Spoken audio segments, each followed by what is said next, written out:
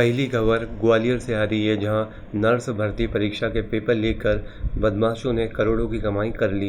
राष्ट्रीय स्वास्थ्य mission (NHM) की संविदा नर्स भर्ती परीक्षा का पेपर लीक करने की गुत्थी का खुलासा होने के बाद यह सच सामने आया।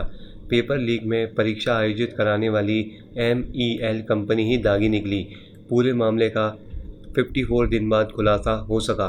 7 फरवरी को नर्स भर्ती परीक्षा का पेपर लीक का मास्टरमाइंड पन्ना का चश्मा कारोबारी तरुणेश अरजरिया उर्फ गुरु है। उसने यूपी के सरगना राजीव नयन मिश्रा और पुष्कर पांडे से 50 लाख रुपए में पेपर लीक का ठेका लिया था। दोनों गैंग 3 साल से पेपर लीक का धंधा कर रही हैं। कंपनी के 3 कर्मचारियों ने सर्वर से पेपर हैक कर चश्मा कारोबारी तरुणेश अरजरिया उर्फ गुरु को थमाया था।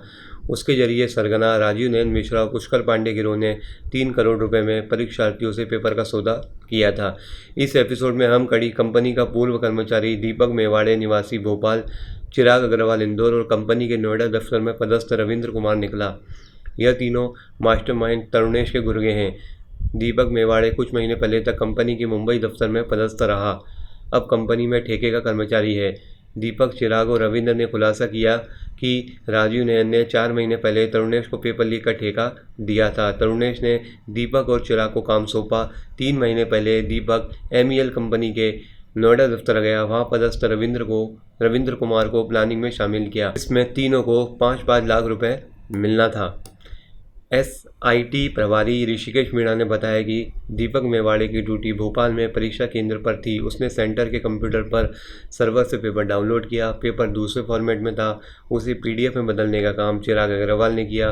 करीब 20 मिनट में इन लोगों ने पेपर को PDF में बदलकर मास्टरमाइंड तरुणेश उर्फ गुरु को भेज दिया। दूसरी खबर भोपाल से आ रही है, जहां इंदौर में रामनवमी पर हुए बावड़ी हादसे के बाद मुख्यमंत्री शिवराज सिंह चौहान एक्शन के मोड में नजर आ रहे हैं। प्रदेश में इस प्रकार की घटना दोबारा न हो, इसके लिए उन्होंने MP के सभी कलेक्टरों को सख्त निर्देश दिए हैं। जिनको नहीं मानने वाले की FIR करने के निर्देश भी भेज दिए गए हैं। CM शिवराज सिंह चौहान ने प्रदेश के सभी कलेक्टरों को निर्देश देते हुए कहा कि हर जिले में आप गंभीरता के साथ सूची बना लें कि पुराने कुएं बावड़ी कहाँ थे।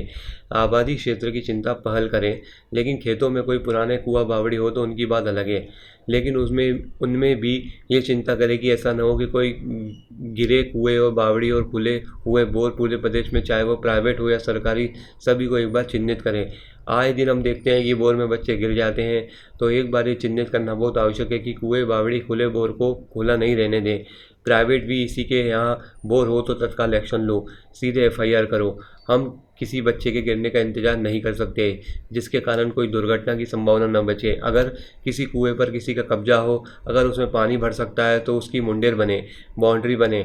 मैं ऐसे कुएं बाउंड्री की भी बात कर रहा हूँ जो खुले हो, कई सपाट पड़े हैं, जिनमें कई बार कोई जीव या जानवर गिर जाता है। कोई प्राइवेट कुएं बावड़ी भी है तो उसकी मुंडेर बनवानी होगी। आपको बता दें कि रामनवमी पर मध्य प्रदेश के इंदौर शहर में स्थित पटेल नगर स्नेह नगर स्थित एक मंदिर की बावड़ी के ऊपर बनी छत पर हवन कर रहे कई लोग छत दसकने के कारण बावड़ी में जा गिरे थे, जिससे करीब 36 लोगों की मौत हो गई थी। वहीं करीब 17 लोग घायल थे। इस हादसे के बाद CM शिवराज सिंह चौहान ने सभी कलेक्टरों को निर्देश दिए हैं ताकि प्रदेश में एक भी कुआं बावड़ी या बोर खुला ना बचे। तीसरी खबर जबलपुर से आ रही है, जहां बागेश्वर धाम के महंत धीरेन्द्र कृष्ण शास्त्री के दर्शन न होने से जबलपुर की एक महिला ने आत्महत्या कर ली।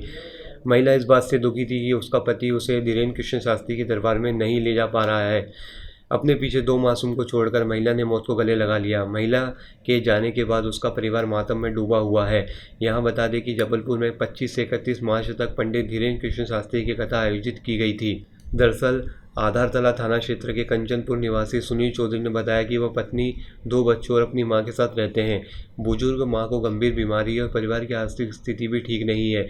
वे जैसे तैसे परिवार चलाते हैं और दोनों बच्चों को पढ़ा रहे हैं, साथ ही अपनी बीमार मां का इलाज भी करा रहे हैं। सुनील की पत्नी पल्लवी चौधरी रोज मोबाइल पर बागेश्वर धाम के महंत पंडित धीरेन्द्र शास्त्री के प्रवचन सुनती थी और घर की समस्याओं को खत्म करने के लिए जो उपाय वह बताते थे उनको मानती थी। वह बागेश्वर धाम के महंत की अंध भक्त थी। उसे पनानगर में होने वाली भागवत कथा में जाना था। इसी दिन सुनील अपनी बीमार मां का इलाज कराने के लिए अस्पताल लेकर चला गया और डॉक्टर के ना मिलने की वजह से आने में देरी हो गई। घर में प्रवचन के लिए जाने को तैयार पल्लवी ने सुनील की परिस्थिति को समझे बिना ही फंदा लगाकर आत्महत्या कर ली। आधारताला थाना के एएसआई अनिल कुमार के मुताबिक घटना के तुरंत बाद पति ने आस पड़ोस के लोगों के साथ मिलकर घर का दरवाजा तोड़ा। पल्लवी को फांसी के फंदे पर लटका हुआ देखकर उसने तुरंत पुलिस को सूचना दी। मौके पर पहुंची आधारताल पुलिस ने मर्ग कायम कर जांच शुरू कर दी। वही कहा जा रहा है कि जरा सी नामसमझी के कारण एक हंसता खेलता परिवार उजड़ गया। इस अगली खबर भोपाल से आ रही है, जहां पर शराब को लेकर घमासान जारी है। भोपाल की आम जनता शराब का विरोध कर रही है। इस सिलसिले में महिला और बच्चे भी सड़क पर उतर आए और शराब की दुकानों का विरोध कर रहे हैं। इस बीच शराब कारोबारी एक अलग ही कारनामा को अंजाम देते हुए नजर आ रहे हैं। दरअसल मध्य प्रदेश के शाहपुरा में शराब कारोबारी दुकान न मिलने के कारण सड़कों पर टेंट लगाकर शराब बेच रहे हैं। बीते 2 दिनों से शराब कारोबारी इसी तरह खुले में शराब बेच रहे हैं, जो कि नियमों के विरुद्ध है और यही वजह है कि आबकारी विभाग इस मामले में कारोबारियों पर कार्रवाई करने की बात कह रहा है।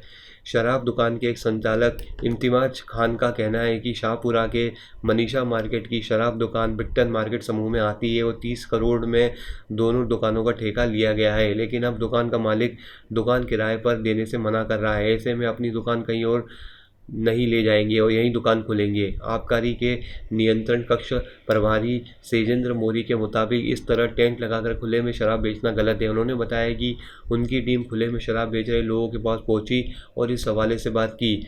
ऐसे में शराब कारोबारियों का कहना है कि उन्हें किराए पर दुकान नहीं मिली है, जिसकी वजह से उन्हें सड़क किनारे टेंट लगाकर शराब बेचनी पड़ रही है।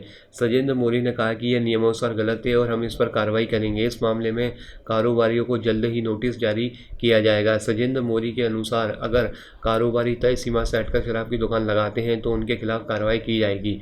इस मामले में उनका लाइसेंस रद्द किया जा सकता है। बता दें कि शहर में शराब की करीब 90 दुकानें हैं, उसमें से 10 से ज़्यादा दुकानों का लोगों ने विरोध किया है। विरोध के चलते अयोध्या नगर, मिसरोद और बरखेड़ी पठानी की 3 दुकानें भी बंद करा दी गई हैं। मध्य प्रदेश बोर्ड का क्लास 8वीं का संस्कृत का पेपर कैंसिल कर दिया गया है। पेपर लीक होने की वजह से बोर्ड ने यह फैसला किया और परीक्षा रद्द कर दी गई। अब school education department Madhya Pradesh की परीक्षा की दूसरी तारीख जल्द जारी करेगा। नई तारीख पर एग्जाम होगा, उसके बाद प्रक्रिया आगे बढ़ा दी जाएगी।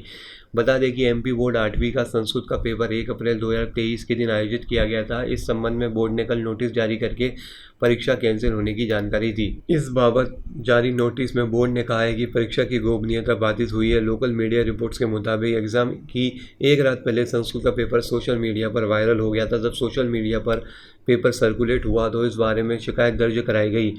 MPBSE के मामले को संज्ञान में लिया गया और एग्ज़ाम कैंसिल कर दिया गया। छात्रों से अनुरोध है कि वे ताज़ा जानकारी और नई परीक्षा तारीख के बारे में जानकारी हासिल करने के लिए समय समय पर MPBSE की ऑफिशियल वेबसाइट चेक करते रहें। इसके अलावा बोर्ड के सोशल मीडिया हैंडल भी देखते रहें। अब फिर से एग्ज़ाम आयोजित किया जाएगा। 1 अप्रैल के दिन आयोजित हुई बाकी परीक्षाएं मान्य रहेंगी और कैंसिलेशन से उसका कोई लेना देना नहीं है। बोर्ड ने साफ किया है कि इस दिन आयोजित हुई अन्य परीक्षाएं जैसे हिंदी, उर्दू, मराठी, उड़िया, पंजाबी, पेंटिंग आदि पर फैसले का कोई असर नहीं पड़ेगा और ये पहले की तरह मानी जाएंगी। MPBSE ने इस बारे में ट्वीट करके जानकारी दी। उन्होंने कहा कि छात्रों के हित में फैसला लेते हुए परीक्षा कैंसिल की जाती है। ये एग्ज़ाम फिर से आयोजित होगा और जिन छात्रों ने 8वीं में संस्कृत को थर्ड लैंग्वेज के तौर पर चुना है उन्हें फिर एग्ज़ाम देना होगा। अगली परीक्षा के लिए निर्देश जल्द जारी कर दिए जाएंगे। अगली खबर ग्वालियर से आ रही है, जहां सोशल मीडिया पर ऑनलाइन भैंस खरीदने के नाम पर एक बुजुर्ग से 27,000 रुपये की ठगी कर ली गई है। सोशल मीडिया पर अभी तक आपने कार, मोटरसाइकिल अथवा होम अप्लायंस को खरीदने बेचने के मामले सुने होंगे, लेकिन ग्वालियर में एक ऐसा मामला आया है जिसमें एक ग्रामीण को फेसबुक पर भैंस दिखाकर उसे सस्ते में बेचने के नाम पर ठगी की गई। यह ठगी लगभग 87,000 रुपये की है। SP के पास पहुंचे ग्रामीण होतम सिंह बघेल ने बताया कि सोशल मीडिया पर जयपुर के किसी अशोक डेयरी फार्म द्वारा ऑनलाइन भैंस बेचने का विज्ञापन जारी किया गया था। ग्रामीण होतम सिंह बघेल को घर के लिए भैंस की जरूरत थी। फेसबुक के विज्ञापन के झांसे में यह ग्रामीण आ गया। उसने कथित ठग अशोक कुमार शर्मा से संपर्क स्थापित कर भैंस खरीदने की इच्छा जताई। इसके बाद उससे पहले ठग अशोक कुमार शर्मा ने 4,200 एडवांस के रूप में ऑनलाइन जमा कराए। इसके बाद कहा गया कि उसकी गाड़ी जिसमें भैंस है वह ट्रैक नहीं हो रही है, GPS सिस्टम खराब हो गया है। 12,000 रुपये इस बहाने से ठग ने ऑनलाइन ट्रांसफ़र करा लिए। इसके बाद अशोक शर्मा ने कहा कि 1 घंटे बाद वह धौलपुर से ग्वालियर में होंगे, उनके लिए खाना बनवा कर रखे। ग्रामीण होतम सिंह ने घर पर भैंस लेकर आ रहे लोगों के लिए खाना भी तैयार करवा दिया। इस बीच कथित ठग उससे लगातार पैसे किसी न किसी बहाने मांगता रहा। ऑनलाइन होतम सिंह ने धीरे धीरे करके ठग को 86,700 रुपये दे दिए, लेकिन सुबह तक होतम सिंह इंतजार ही करता रहा, उसकी भैंस नहीं आई। बाद में बताया गया कि भैंस का तो एक्सीडेंट हो गया है। इस तरह से ग्रामीण होतम सिंह बघेल के साथ ठगों ने धोखाधड़ी की। कई दिनों से परेशान होतम सिंह पुलिस अधीक्षक की जल्द सुनवाई में पहुंचा। उसने ठग अशोक कुमार शर्मा के खिलाफ वैधानिक कार्रवाई करने की मांग की। उसने ठग का मोबाइल नंबर, आधार नंबर, पैन नंबर तक पुलिस को दे दिया, क्योंकि इसी आधार पर ग्रामीण ने विश्वास करके अशोक शर्मा को पैसे भेजे थे। इस मामले में पुलिस का कहना है कि ग्रामीण के साथ ऑनलाइन ठगी हुई है। ठग के दस्तावेजों के आधार पर खोजबीन की जाएगी। मध्य प्रदेश से जुड़ी ऐसी और खबरों के लिए हमारे चैनल को सब्सक्राइब कीजिए और हमें सपोर्ट कीजिए।